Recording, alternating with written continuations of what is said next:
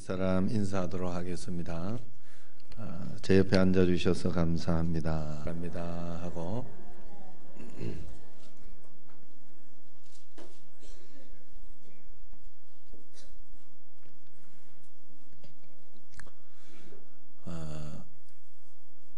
대머리라 오늘 공교롭게도 박찬우 부부, 이희영 부부 이렇게 둘이가 인사하러 왔어요.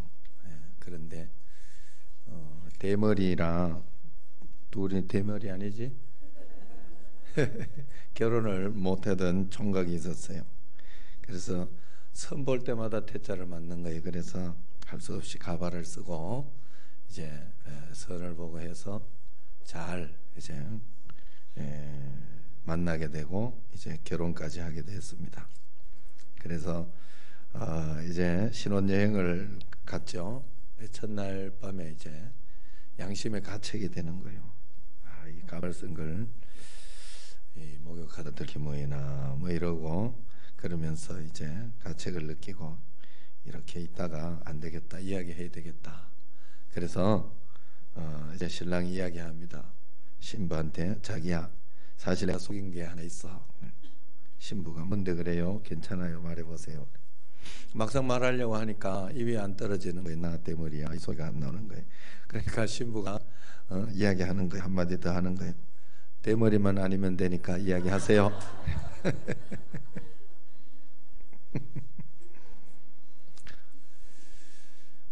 신앙생활 하면서 우리가 하나님 속이고 있는 거 없는가 한번 생각해 봐야 됩니다. 늘 하나님 앞에서 지난 주제가 겨자씨 한 알씩 이렇게 나눠주면서 생각을 해봤어요. 나는 과연 겨자씨 한 알만한 믿음이 있는가? 예수님이 너희에게 겨자씨 한 알만한 믿음만 있어도 라고 했다는 것은 우리에게 그만한 믿음이 없다는 뜻이죠. 그래서 나는 그 정도는 있겠지라고 생각하지만 사실상 그 정도 우리가 믿음을 가질 수가 없어요. 한번 생각을 해보면 그 정도 우리가 믿음을 가질 수 없는 이유는 하나님이 너무 크시기 때문에 그래요. 온 우주 가운데, 온 우주를 통치하는 가운데, 우주 가운데 이 지구를 보면 지구가 보일까요? 보이지 않아요. 먼지만도 못해 지구는. 그런데 사실 겨자씨 한 알만해지려고 하면 얼마나 대단하겠어요. 그러니까 하나님 입장에서 볼 때 그렇다라고 생각할 수 있어요. 자, 오늘 말씀으로 한번 돌아가 보면 예수님이 변화산에 가 있을 때 귀신이 들려서 간질로 고생하던 아이를 이 밑에서 제자들에게 데려왔어요. 그러나 제자들은 그것을 고치지 못합니다. 그러자 그 아버지가 변화산에서 내려오신 예수님께 그 아이를, 그 아들 데리고 오면서 고쳐달라고 할 때 이제 예수님께서 고쳐주시죠. 그런데 고쳐주시기 전에 믿음이 없고 패역한 세대여라고 하면서 책망을 하는 거예요. 그리고 귀신을 꾸짖어서 쫓아냅니다. 그러니까 제자들이 창피하니까 조용히 가서 묻습니다. 왜 우리는 못 쫓아냈죠? 라고 물어요. 그러니까 예수님께서 너희 믿음이 작아서 그렇다. 너희 믿음이 겨자씨 한 알만큼만 있어도 이 산을 명하여 여기서 저기로 옮겨져 하면 옮겨진다라고 이야기를 합니다. 굉장한 말씀이죠. 여기서 우리가 알 수 있는 것은 믿음이 우리에게 없으면 책망받을 일이다 하는 뜻이에요. 그래서 여러분, 우리에게는 언제나 하나님을 절대적으로 믿는 그 믿음이 우리에게 먼저 있어야 되겠다. 그리고 우리의 믿음은 겨자씨 한 알만큼도 안 되더라. 하나님이 너무 크셔서 그렇다. 광대하셔서. 그러나 우리가 중요한 것은 그 겨자씨 한 알만한 믿음을 가질 수 있도록 노력하고 애를 쓰고 기도하며 살아야 될 것이다 하는 겁니다. 자, 그러면 우리가 어떻게 겨자씨 한 알만한 믿음을 가질 수 있을까? 그 겨자씨 한 알만한 믿음을 가지는데 비밀이 무엇일까 한번 살펴보겠습니다. 겨자씨 한 알만한 믿음을 가지려고 하면 우선 말씀에 대한 믿음이 우리에게 있어야 합니다. 오늘 말씀에 너희에게 겨자씨 한 알만한 믿음이 있어도 그 다음에 말이 중요해요. 이 산을 명하여 저기로 옮겨지라 하면, 그렇게 이야기하죠. 말씀을 이야기하는 겁니다. 믿음에는 말씀으로 선포해야 하는 그 무엇이 있어요. 이것은 하나님이 천지를 창조할 때 말씀으로 창조하신 것과 같은 맥락이에요. 그래서 우리는 말씀을 믿고 말씀을 선포하면서 어려운 일이 있을 때, 어려운 일이 있어도 이 문제 예수님께서 보고 계심으로, 예수님 함께 계심으로 이겨낼 수 있다 선포하며 그 말씀을 믿고 나가는 게 중요하다는 거죠. 태초에 하나님이 천지를 창조하시고 3절에 하나님이 빛이 이르시되 빛이 있으라 하시매 빛이 있었다, 그렇게 이야기합니다. 창조의 역사에 있어서 말씀이 선포되고 그 말씀이 들어갔더라 하는 거예요. 같이 들어갔더라 하는 거예요. 그러므로 믿음은 반드시 하나님의 말씀과 함께 역사하는 것을 우리가 알아야 됩니다. 믿음을 이야기할 때 하나님의 약속, 하나님의 말씀을 선포하고 믿는 것이다, 그런 뜻이죠. 이스라엘 명하여 여기서 저기로 옮겨지라 하면 이라고 할 때 그 선포의 메시지가 바로 하나님의 선포라는 것입니다. 그렇게 될 때 우리에게 역사는 일어날 수밖에 없다. 그러므로 여러분, 우리가 믿을 때 다른 것을 확인하면 안 돼요. 믿을 때 내게 말씀이 있는가, 내가 이 말씀을 믿고 있는가, 그것을 우리가 믿음으로 가져야 되는 거예요. 그런데 한번 잘 생각해 보세요. 내가 하나님의 말씀을 믿고 있다면 내가 나는 말씀을 믿고 있는데 왜 이렇게 역사가 일어나지 않지? 하나님의 이 산을 너를 명해서 저기로 옮기라 하면 옮겨진다는 그 말씀을 나는 믿고 그렇게 나가고 이 문제 해결될 줄로 믿고 있다 그러면서 하나님의 약속을 내가 믿고 있는데 왜 이렇게 일이 안 일어나지? 라고 그렇게 생각할 수 있어요. 그것은 내가 믿고 있는 것을 무엇으로 점검할 수 있나? 말씀을 믿고 있는 것을, 하나님의 약속의 말씀을 얼마나 믿고 있느냐는 내가 지금 그 하나님의 약속의 말씀에 얼마나 순종하고 있느냐가 바로 이때예요. 믿고 있는 만큼 순종하는 거예요. 내가 다른 말씀은 순종도 하지 않으면서, 하나님 말씀 순종한 것도 없으면서 내가 나는 확고하게 믿고 있다고, 그건 네 믿음이야. 하나님은 하나님의 약속의 말씀을 믿고 있다면 다른 말씀을 굉장히 더 철저하게 순종할 거예요. 아마도 그게 믿는 사람이에요. 자, 쉽게 말해서 항상 기뻐하라, 쉬지 말고 기도하라, 범사에 감사하라 하는 말씀이 기본적인 하나님의 말씀이에요. 하나님은 항상 기뻐하라 그랬어요. 그리고 범사, 모든 일에 감사하라 그랬어요. 그런데 우리는 언제나 이렇게 보면 저도 그 가슴이 쩌거덩 내려올 때가 있어요. 그러나 저도 이렇게 기뻐하지 못하고 답답하고 힘들 때 그걸 가지고 끝까지 가지는 않아요. 빨리 마음을 바꿉니다. 하나님이 주신 좋은 것이 있다. 이걸 통해서 내가 배울 것이 있다. 하나님은 이걸 통해서 나를 성장시킨다. 하나님은 좋은 것 주셨다. 그렇게 마음속에 믿어지면 마음속에 다시 용기가 생기고 희망이 생기고 기쁨이 생기고 신기하게도. 그런데 그것이 안 믿어지면 내 마음속에 화가 나고 짜증나고 그냥 부수고 싶어요. 자, 그래서 이 범사에 감사하라, 이런 일이 있을 때 우리가 이 그런 상황이 안 닥친단 말이죠, 내게. 그런데 내가 감사를 못하는 거예요. 그럴 때 짜증을 내고 불평을 하고 원망하고 그랬다 말았다 성경으로 안 믿는 거예요.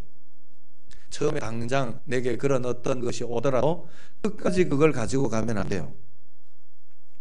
성경대로 믿어야죠. 하나님 말씀대로 우리가 믿어야죠. 그래서 우리는 늘 불평을 하고, TV나 이렇게 볼 때도 팽목항의 그런 일이나 또 뭐 지금 같은 경우에 최순실 사건이나 이런 것이 있을 때 너무 욕을 해요. 너무 죽일 사람처럼, 그래서 뭐 그냥 거의 죽이라고 할 정도. 난 너무 무서워요, 그런 이야기를 들으면. 야,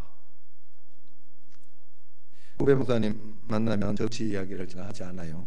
왜냐하면 그거는 나하고 정치 성향이 좀 다르더라고. 내가 무슨 이야기해도 내 말 듣고, 나도 그 사람이 그 목사님 뭔 이야기를 해도 안 들어. 신기하게도 그냥 자기 성향이 있으니까 안 들려. 신기하게도. 그저께 와서 이런 이야기를 하는 거예요. 형, 내 요즘 이제 정치 뉴스 토론 이거 절대로 안 보기로 했네, 이러더라고. 왜? 그랬더니 그 토론이라는 것은 결국 자기가 보니까 자기 편에 맞는 거 이야기를 하면 내 생각이 맞았구나라고 확인을 하고, 또 상대편에서 다르게 이야기하면 알아, 저 생각이 틀렸지 않냐라고 그걸 가지고 화를 내고 있더래, 자기가. 결국은 자기 생각이 맞다는 거 확인해서 보는 것이고, 다른 사람이 틀렸다는 걸 확인하기 위해서 욕하게 보더라는 거예요. 그래서 자꾸 욕하게 되니까 이제 보기 싫다고 안 볼 거라고 그러더라고. 그래서 야, 너 철들었다, 내가 그랬죠. 이게 굉장히 단순하지만 무서운 이야기예요, 여러분. 우리 나쁜 놈을 죽여도 된다고 생각하고 또 진짜 지독하게 나쁜 사람은 막 욕해도 된다고 생각해. 나는 내가 그렇게 안 하고 있으니까. 그런데 나도 모르게 거기에 똑같이 그렇게 반응하고 있어요. 또 욕하는 거 다 똑같은 거지. 남 미워하는 거 다 똑같은 거지. 여러분, 죄는 미워해도 사람은 미워하지 말라는 그 이야기가 성경의 이야기예요.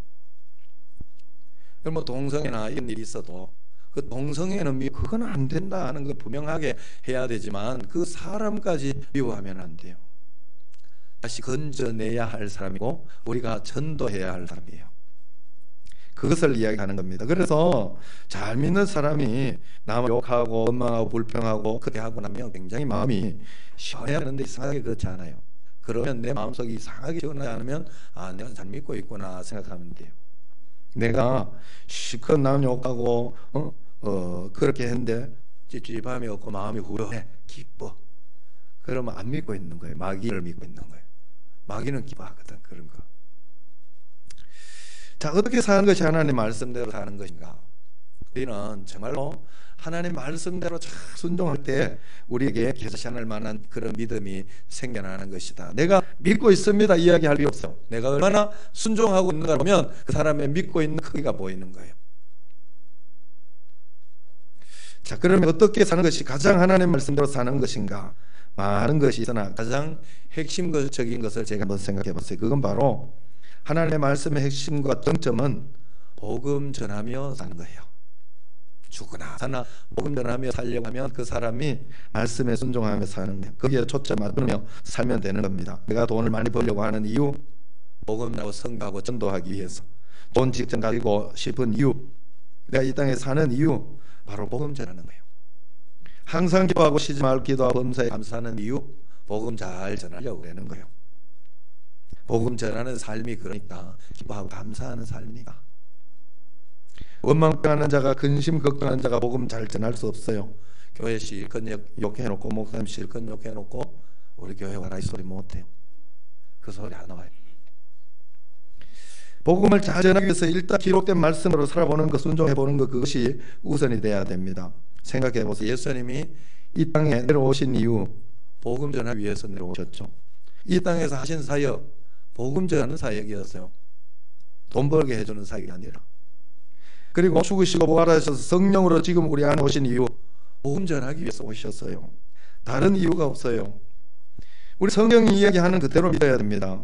왜 성경에서 이로 복음 전하는 사명을 가지고 살라고 하는 것일까? 성경에서 단순하고 쉽게 이야기해주고 있는 것이 뭔가 하면 지옥 가기 때문에 그렇다는 거예요. 복음 전하지 않으면 지옥 가기 때문에 그냥 쉽게, 가장 쉽게 이야기하는 거예요. 사실 저는 그게 아니더라도 자녀를 키우면서 이제 다 키우면서 이렇게 생각해 보니까 자녀에게 무엇을 남겨준 것이 가장 좋을까 생각해 보면 다른 아무것도 없어요. 물질을 많이 남겨주면 이 자녀가 그것 가지고 내가 행복하게 즐겁게 잘 살 것 같으면 그걸 최대한 남겨주려고 노력하겠어요. 근데 그것으로 사는 게 아니더라고. 저 자신을 봐도 그렇고 예수님 잘 믿어서 예수님 말씀 순종하면서 그걸 따라 살 수 있다면 돈 한 푼 없어도 그 사람은 잘 살 수 있어요. 행복하게 살 수 있어요. 감사하며 살 수 있어요. 복음이 들어가는 것이 가장 좋다라는 거예요. 자, 어쨌든 성경에서는 지옥 가기 때문에 그렇다 이야기합니다. 지옥은 너무 무서운 곳이기 때문에 절대로 가서는 안 되는 곳이라고 설명해 주고 있어요. 예수님께서 거기 너희를 구원해 주기 위해서 왔다 이야기를 하며 떡을 주기 위해서만도 아니고 질병만 치료하기 위해서 아니고 복음으로 살 수 있도록 해주기 위해서 오셨다는 겁니다. 자, 그러면 우리가 복음 전하기 위해서는 먼저 천국과 지옥이 있음을 분명히 믿어야 됩니다. 미국 노스캐롤라이나 더럼이라는 곳에 소재한 서밋 교회 제이드 그리어 목사님이 유명한 분인데 이분이 자신의 블로그에 이런 글을 써서 그게 크리스찬 신문에 나온 것을 제가 읽었어요. 천국이 아니라 지옥이 모든 이들에게 예정되어 있는 운명이다. 그렇게 이야기를 하는 거예요. 그러면서 하나님께서는 우리를 천국의 존재로 지으셨지만 인류의 반역으로 지옥이 예정되어 버렸다. 이 반역에 우리는 지금도 동참하고 있다. 그렇게 이야기를 합니다. 그 남침내교 출신의 그리어 목사는 정말 악한 사람들뿐만 아니라 교회 나오는 이들에게도 지옥이 예정되어 있다. 그렇게 이야기하면서 계시록 21장 8절 말씀을 인용합니다. 그러나 두려워하는 자들과 믿지 아니하는 자들과 흉악한 자들과 살인자들과 음행하는 자들과 점술가들과 우상숭배하는 자들과 거짓말하는 모든 자들은 불과 유황으로 타는 못에 던져지니 이것이 둘째 사망이라. 계시록 21장 8절. 나는 음행하고 있지만 믿고 있어. 나는 살인하고 있지만 믿고 있어. 그럴 수 없어요. 제가 이렇게 교회 다니면서 안수 집사님이고 내가 다른 교회에 있을 때 어느 교회인지는 이야기할게요. 그런데 굉장히 이렇게 은행 한국은행이 있었죠. 직급도 조금 높고. 나중에 내가 기함할 일을 봤어요. 뭔가 하면 아내가 있는데 그 아내 여동생하고도 분류를 하고 있었더라고.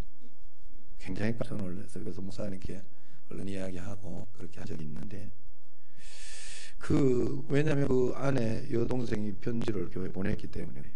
그래서 그걸 제가 먼저 이렇게 온 걸 읽어봤기 때문에 확인한 거죠. 전혀 그렇지 않을 거라고 생각했는데, 이 남들이 못 보고 다른 사람이 안 본다고 욕해도 된다. 그렇다고 음행해도 된다. 사람 속였다고 하나님 속일 수 있다. 그렇지 않아요. 안 믿는 자예요. 그건 안 믿는 자.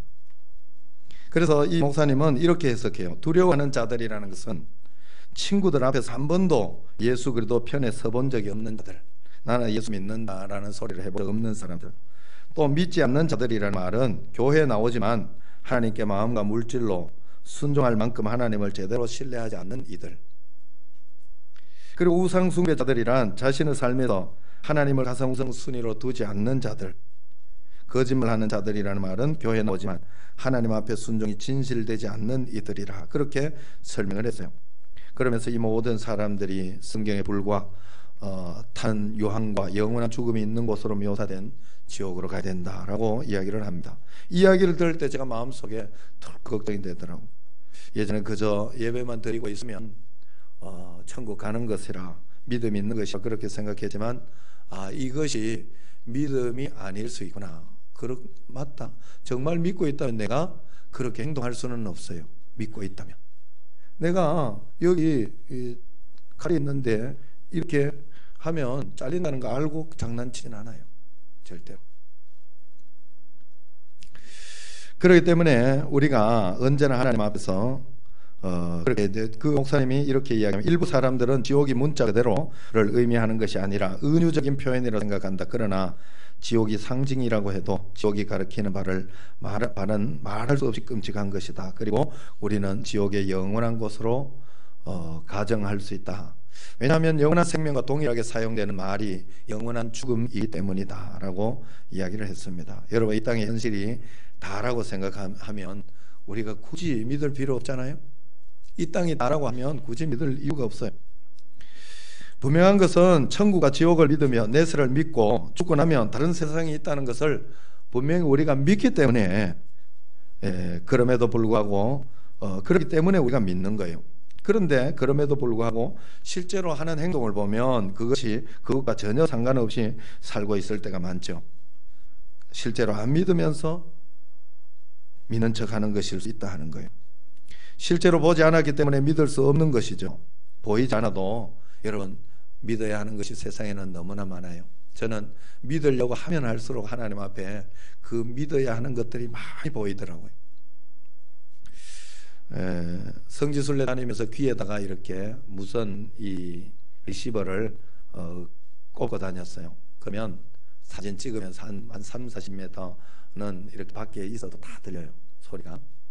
그런데 신기한 것은 이 담이 있거나 아니면 화장실 들어가고 이러면 그게 안 들려요. 치직치직하기도 하고 조금 들렸다 말았다 하기도 하고, 이제 뭔가 신호가 있는 거죠. 이야기가 서로 이렇게 있을 때 바로 그 신호가 옆으로 가기 때문에 보이지는 않는데, 지금 여기에서 수많은 그러면 신호가 있다는 소리예요. 저기에서 지금 보이는 이렇게 카메라도 나를 뭔가 이렇게 행상해 이 신호를 끌어당기고 있다는 거예요. 굉장히 혼란스럽고 굉장히 놀라운 일들이 여기에 지금 있어요. 그런데 우리는 보지 못해요. 그렇기 때문에 거기에 대해서 다 알 수는 없는 거예요. 세상의 과학이나 이런 것들을 우리가 믿고 이렇게 신봉하지만 그 모든 과학이나 이런 일들이 세상에 원래 있던 거 발견해내는 거예요. 하나님이 원래 만들어 놓은 거 발견해내는 거잖아요. 그러므로 우리는 어떻게 믿어야 되느냐? 하나님이 우리에게 가르쳐 주시는 걸 믿어야 돼요. 내가 믿고 싶은 거 믿는 것이 아니라 내가 찾아서 하나님을 믿는 게 아니라, 결국 찾아서 가면 하나님은 나타나겠지만 세상에, 여러분, 이 세상의 존재나 이런 것을 찾아갔을 때 하나님을 안 믿을 수 없지요. 하나님 없이 어떻게 이렇게 정확할 수가 있어? 하나님 없이 시계 하나를 만들어도 누가 이 시계 하나가 어디서 뚝 떨어졌다 이러면 누가 믿어? 여러분들은 알기 때문에 그런 거예요.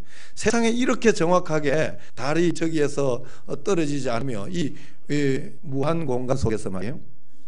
무중력이라는 것은 뭐가 하나 속도가 잘못되면 그냥 휙휙 날아가는 거 아니에요. 이 지구가 휙 따로 날아가야 되는 거 아니에요? 우주에 있는 별들이나 이런 것들이 그냥 휙휙 날아와야 되는 거 아니에요, 여기에? 그래서 무중력 상태에서 그냥 막 부딪히고 그러면서 살아야 되는 거 아니에요? 그런데 정확하게 1.1획도 틀리지 않으면서 돌아가고 있잖아요. 그것만 봐도 하나님 살아계시다 믿어야지. 그런데 우리는 안 믿어요. 인간의 한계 때문에 그러기도 해요. 그러나 중요한, 그래서 하나님께서 우리에게 가장 쉽게 가르쳐 주신 것이 성경이에요. 성경 사용 설명서. 그래서 우리는 성경 말씀대로 항상 기도하라, 범사에 감사하라, 쉬지 말고 기도하라 하면 그대로 해보면 돼요. 그게 내 사용 설명서예요. 그렇게 할 때 하나님께서 놀라운 역사와 권능으로 인도해 주신다. 전도하고 복음 전하라. 하나님이 우리에게 주신 사명, 가장 큰 사명, 그리고 평소에 우리가 가지고 있어야 되는 사명. 여러분, 그래서 이 사명은 놓으면 안 되는 거예요. 어떤 사람들이 이렇게 이야기할 때 늘 우리 남편은 죽어도 안 돼. 죽어도 안 되기 때문에 죽을 때까지 해야지. 안 그래요? 그래도 어느 날 뭐가 어떻게 될지 몰라요. 세상 일은. 여러분, 그거 꼭 아셔야 돼. 오늘 갔는지 안 갔는지 내가 모르겠습니다만 이혜경 집사님 아들이 문자가 왔더래. 교회 어디 가까운데, 내 사는데 여기에서 동대문 쪽에 거기에서 가까운데 없냐고. 절대로 저한테 이야기하기를 절대로 그럴 아들이 아니래요. 절대로 교회 이야기하면 굉장히 싫어하는 아들이었다고. 모르는 일이에요, 세상이란. 언제 어떻게 내 마음속에 감동이 되어 복음이 전해질지 그거 모르는 일이에요. 그렇기 때문에 여러분, 하나님 앞에서 말씀대로 주님 안에서 가야 돼요. 우리가 안 보인다고 다 있는 게 아니에요.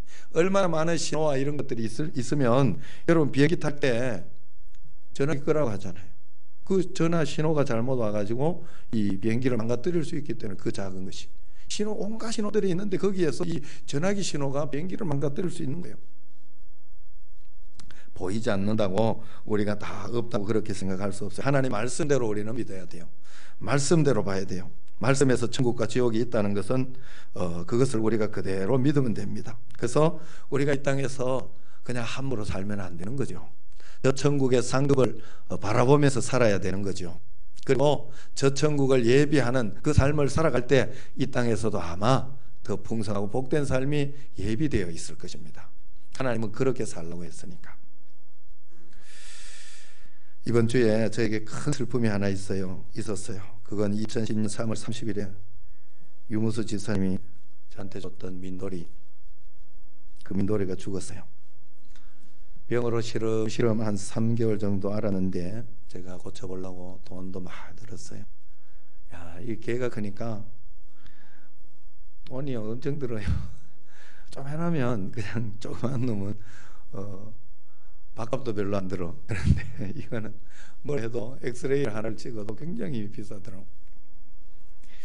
어쨌든 그랬는데 이렇게 해도 잘 안 돼요. 그래서 집에 데리고 와서 이렇게 있었는데 좀 시름시름 하더라고. 그래도 이제 좀 나았다고, 괜찮다고 생각하고 이렇게 있었는데 제가 성지순례 다녀왔더니 이놈이 반가워하지 않은 거예요. 원래 굉장히 벌떡 뛰면서 얼마나 반가워하는지 몰라요. 사람보다는 훨씬 진짜 반가워하고, 그래가지고 내가 굉장히 고마워했는데 늘 이번에는 그냥 심드렁하고 이러더라고. 아파서 그런가 봐. 그래서 이놈이 누가 밥을 많이 줬나 그랬는데, 토요일 저녁에는 밥도 남기는 거예요. 주일도 또 남기는 거예요. 이상하다. 지금까지 단 한 번도 그런 적이 없어요. 주는 대로 다 처먹었지. 엄청나게. 그래서 그랬는데 안 돼. 아침 월요일 날 새벽 기도 나오는데 피를 토하는 거예요. 이상하다. 그래서 아침에 이제 동물병원에 데리고 갔더니, 부랴부랴 갔더니 병원에서도 이유를 잘 찾지 못해요. 안 되겠는데요 그러더라고. 결국 이렇게 보내는 걸 선택했습니다. 그러면서 이제 마지막으로 이렇게 쓰다듬어 주면서 이야기를 하는데, 누워 있는데 눈물이 나더라고. 내가 개를 죽으면서 나는 개를 잘 먹고 있거든요. 개도 좋아하고. 그런데 개가 죽는다고 내가 눈물이 난다. 이상하다. 그러면서 이제 아마 제 이야기에 아마 개를 길러본 사람들은 공감을 할 거예요. 그래서 어쨌든 눈물이 나더라고. 그래서 그게 이제 데리고 갔던 그 개고리하고 이게 크잖아요. 개는 크니까. 그래서 그걸 이렇게 가지고 이제 자기가 알아서 수의사가 한다 그래서 이제 데리고 집에 오면서, 집에 오는데 막 눈물이 철철철. 신기하게도 울면서 좋았죠. 집에 와가지고 이제 비 있었던 거고 그거 씻는다고 이렇게 물로 뿌리고 그러면서 씻고 있는데 막 울었어요. 그러더니 아내가 또 나오더니 같이 울고 붙들고, 왜 이렇게 울지? 내가 마음속으로 왜 이렇게 울지? 내가 왜 이 개 때문에 울어야 되지? 사람 때문에도 안 울면서 진짜 내가 왜 이럴까? 이러면 안 되는데 창피하다 진짜. 정말 내가 그런 생각을 했어요. 그래서 내가 울면서 가만히 생각, 내가 왜 우나 생각해봤더니 걔하고 정이 많이 뒀구나. 그리고 이제는 못 본다고 생각하니까 우나보다 한 생각이 들어서요. 그런데 그 민돌이가 그냥 죽지는 않았어요. 저한테 강력한 걸 하나 남겨주고 떠났어요. 그 울면서 내가 마음속에 하나님께서 내게 강력하게 주신 말씀이 있어요. 그게 뭔가 하면, 영준아, 너는 그 7년 동안 사랑했던 그 개가 죽었다고 그렇게 울지. 나는 내가 사랑한 수많은 죽어가는 그 내 영혼들 때문에 이렇게 울고 있다 하는 것을 가르쳐 주더라고. 너가 지금 하고 있는 그 옛사랑 잔치를 내가 얼마나 기뻐하는지 알겠지. 그리고 내가 전도하는 것을 얼마나 행복해 하는지 알겠지. 내가 정말로 사랑하는 나의 자녀들 마귀와 함께 또 끌려가는 것을 내가 참아보지 못하겠구나. 내일 좀 열심히 해줘라 하는 그런 마음을 주셨어요. 제가 그러고 울면서, 주님 알겠습니다. 주님 제가 그렇게 하겠습니다. 주님 전도하는 것을 정말 기뻐하시는군요. 내가 몰랐습니다. 내가 이렇게 적당히 대충 했던 것을 회개합니다. 그랬어요. 이번에 민돌의 죽음을 통해서 하나님의 마음을 알았어요. 마치 요나가 자기가 복음을 전했는데 미워하던 그 니느웨가 회개하고 살아나는 걸 보고 질투가 나서 화를 내면서 막 그렇게 했더니 하나님께서 하루 동안 박능쿨을 줬다가 뺏으면서 이야기한 것이 내게 한 이야기로 들렸어요. 저에게 민도를 줬다가 뺏으면서 하나님이 하신 이야기였어요. 요나서 4장 10절 11절을 보면, 네가 수고도 아니하고 재배도 아니하였던 하룻밤에 났다가 하룻밤에 말라버린 이 박능쿨을 아꼈거든. 하물며 이 큰 성읍 니느웨에는 좌우를 분별하지 못하는 자가 12만 명이요 가축도 많이 있나니 내가 어찌 아끼지 아니하겠느냐. 여러분, 하나님이 우리의 영혼을 얼마나 사랑하시는지 알아야 됩니다. 우리는 그 하나님의 마음을 헤아려서 전도해야 됩니다. 좌우에 분변하지 못한 자가 우리나라에 5천만이 넘습니다. 주님의 마음을 헤아려서 우리가 전도해야 돼요. 매년 한 번씩 이렇게 하려고 합니다. 옛사랑 잔치, 이 기회를 전도의 기회로, 여러분 거룩한 부담으로 하나님 앞에 가지면서 또 시도하고 또 시도하고 주님 앞에 그런 기회를 잘 가지시길 바랍니다. 역사는 주님이 하시는 거예요. 나는 주의 일을 하고 주님은 내 일을 해주는 역사, 그것이 우리의 존재 목적이에요. 하나님이 나를 쓰시고 싶어 해요. 전도에 미련한 일로 쓰시고 싶어 해요. 매일매일 우리가 복음 전하는 그 마음과 그 진심을 가지고 있을 때 하나님은 내 문제 해결해 줄 거예요. 여러분들이 늘 그런 마음 가지고 내가 내 기도 많이 한다고 이 다리 낫게 해달라고 낫게 해달라고 다리가 낫는 게 아니고 하나님의 일을 내가 열심히 하겠습니다 하고 있을 때 하나님은 나 모르게 베드로가 복음 전하고 예수님을 따라서 잘 가고 있을 때 자기의 장모 열병에 있는 거 예수님께 이야기하지 않았는데 예수님이 찾아가서 고쳐주셨어요. 일부러. 그런 역사가 우리에게 분명히 있을 것입니다. 우리가 그런 전도의 역사 또 하나님의 일을 해서 하나님 나라를 같이 세워나가는 여러분과 저가 되기를 주의 이름으로 축원합니다. 기도하겠습니다.